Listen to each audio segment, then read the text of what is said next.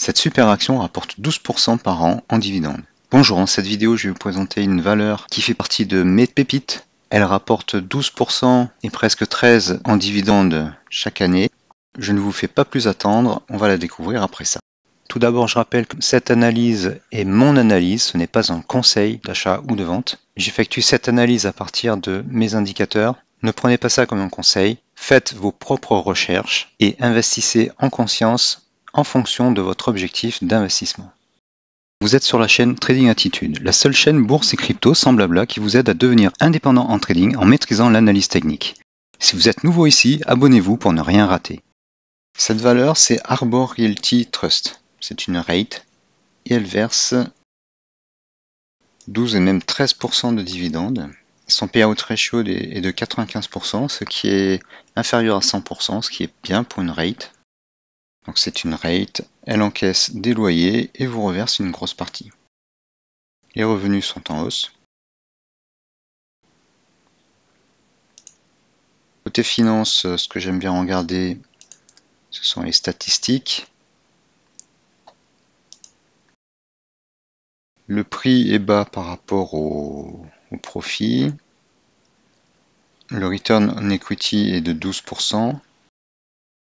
Il n'y a pas de quick et current ratio, ça c'est dû à la catégorie. Sur les rates, il n'y en a pas. Son ratio de dette sur les assets est de 0,77. Par contre, sa dette par rapport à l'equity est élevée. D'une part parce que l'equity a un peu baissé, et puis parce que bon, c'est une rate, donc elle investit. C'est un petit point faible. Elle progresse depuis 2009. Donc on évite un des pièges de l'investissement en dividendes et de leur cost averaging. Ces cours progressent. Par contre, si on fait un zoom arrière, elle a subi de plein fouet la crise des subprimes.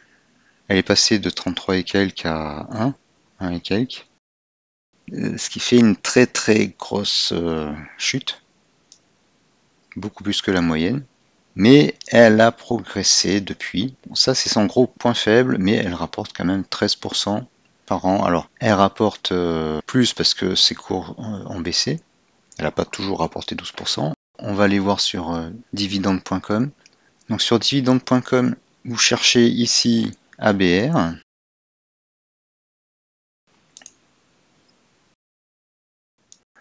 Vous pouvez aller voir Payout. Elle verse 3%, 3,3% par trimestre. Et si on regarde tout l'historique, donc ces dividendes n'ont pas augmenté depuis quelques années là, mais historiquement on a vu du 12% d'augmentation, du 16,36, du 75% en 2013. 2008 c'était la crise des subprimes, moins 14%, moins 4%, plus 14%, plus 187% en 2005. Voilà, donc elle a passé, je crois, 12 années de hausse du dividende, alors en valeur absolue. Donc c'est assez intéressant. Alors moi je l'ai depuis quelques années. Si vous devez investir sur cette valeur, si vous avez envie d'investir sur cette valeur, elle est à un prix d'achat. Alors elle pourrait baisser plus et même beaucoup plus en cas de crise, notamment de crise du genre crise des subprimes. Ce qui est intéressant, c'est que en 2020, elle a chuté, mais elle a fortement progressé depuis. Elle a même dépassé son plus haut. Et là, à la faveur de la hausse des taux d'intérêt, les cours baissent un petit peu. Comment investir dessus? Alors, la première stratégie hyper simple, c'est le dollar cost averaging. Vous allez acheter tous les mois ou à intervalle fixe, vous allez acheter la même somme et ça va lisser votre prix moyen. La seule condition pour que ça marche, c'est que les prix montent au fil du temps. S'il n'y a pas de crise, genre crise des subprimes, je pense qu'il y a pas mal de chances pour que ça soit le cas. Mais c'est pas optimum. Alors avant d'aller voir une stratégie un peu plus efficace, revenons sur dividende.com. Dans dividende.com, vous avez l'onglet Capture Stratégie. Et dans cet onglet, vous avez exactement les instructions qu'il faut pour investir avec la stratégie de capture de dividendes. J'ai expliqué cette stratégie dans une autre vidéo, vous pouvez la voir, le lien s'affiche en haut à droite. Et il donne les instructions. acheter les actions un jour avant la date ex-dividende. Donc il vous donne la date, le 16 mai.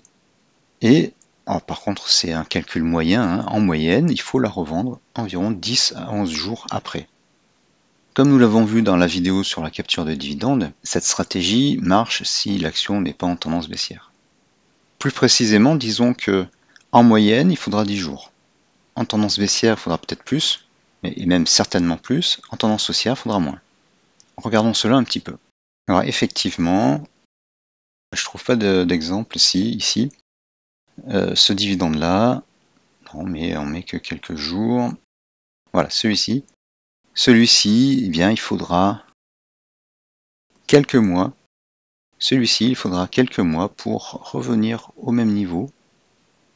Il faudra un an. Par contre, si vous achetez... Bon, là, c'était au plus haut, mais les cours ont monté après. Si vous achetez dans des creux, celui-ci aussi, on met quelques temps pour revenir. Si vous achetez dans une tendance haussière, ça sera beaucoup plus court. C'est aussi le cas si vous achetez dans un creux. Donc là, c'est un creux local. En fait, là, on est revenu au niveau, mais c'était pas très élevé. Là, c'était un creux global. C'est revenu assez vite. Et là, c'était une zone de dérive latérale. Voilà. Donc, allez voir la vidéo sur la capture de dividendes. Je vous montre exactement comment entrer en utilisant les indicateurs. Une stratégie plus efficace, c'est d'entrer dans des creux. Si vous utilisez le dollar cost averaging, vous allez acheter potentiellement à des plus hauts, et donc ça ne va pas optimiser votre investissement. Si l'action baisse, il faudra attendre qu'elle remonte pour redevenir gagnant. Si vous achetez dans des creux, la probabilité de gagner est augmentée puisque vous achetez chaque fois dans des creux. Pour cela, eh bien, on utilise nos indicateurs, notamment l'asset boss avec les croix. Vous voyez que globalement, si chaque fois on trace un canal, par exemple là, dans les hausses c'est évident, et dans les baisses, si on trace un canal, donc baissier, on voit que les petites croix, elles sont plutôt vers le bas du canal, sauf ici. Je vous mettrai en lien en haut à droite de l'écran un lien vers une vidéo qui explique cette stratégie, mais on va la résumer. Donc on utilise notre diptyque avec l'asset boss, le ftable 1, le 3, le 4 et le 5, qui sont de plus en plus long terme, à mesure que le paramètre augmente. On regarde s'il y a des croix, et on regarde s'il y a des sell zones, ou si on est sur un sommet. Celle-ci, elle est dans une sell zone sur le ftable 3, et elle est au début d'une sell zone et en haut d'un cycle sur le ftable 4, et elle est en fin d'un cycle sur le ftable 5, donc c'est pas le moment d'acheter.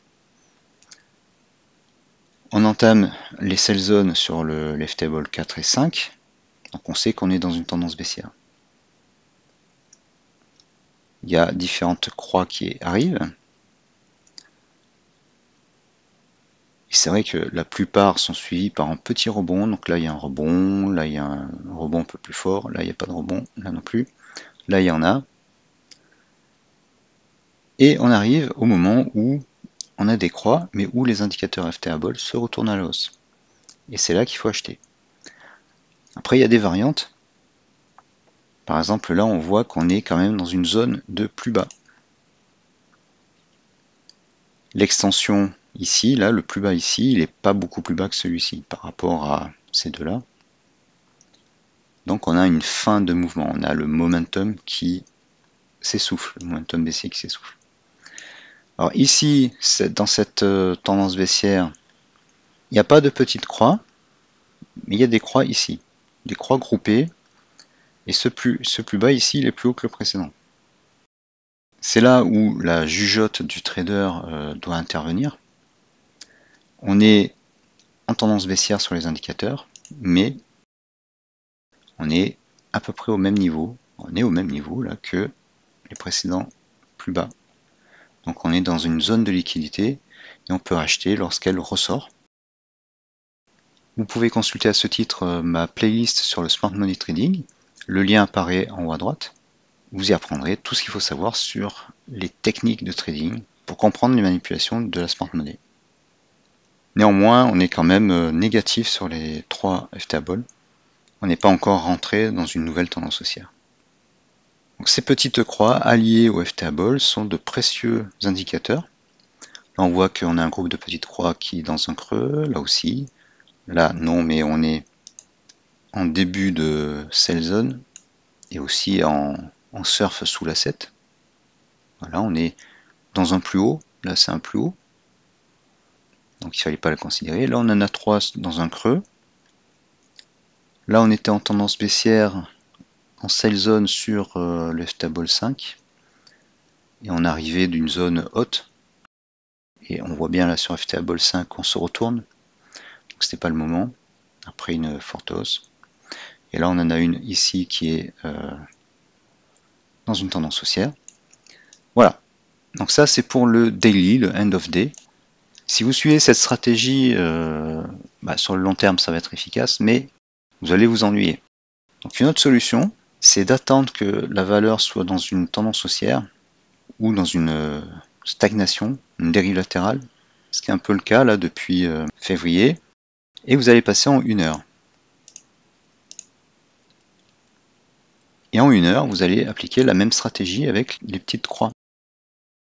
Là, on voit clairement que ces petites croix, elles sont dans une zone basse par rapport à ce range.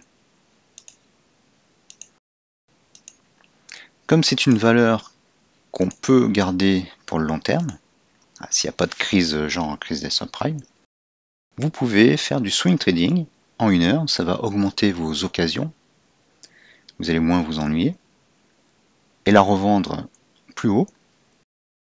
Et si jamais les cours partent dans le mauvais sens, comme par exemple ici, dans ce cas-là, pas besoin de stop loss puisque c'est une action qu'on peut, disons qu'on considère qu'on peut la garder sur le long terme. Donc on la conserve et on attend qu'elle remonte. Donc, par exemple là, si on avait acheté ici et si on n'avait pas revendu là, elle baisse mais elle remonte. Voilà les différentes façons d'investir sur cette valeur. Merci d'avoir suivi cette vidéo. Enfoncez le pouce bleu, partagez la vidéo, laissez un commentaire même si c'est pour rien dire. Abonnez-vous.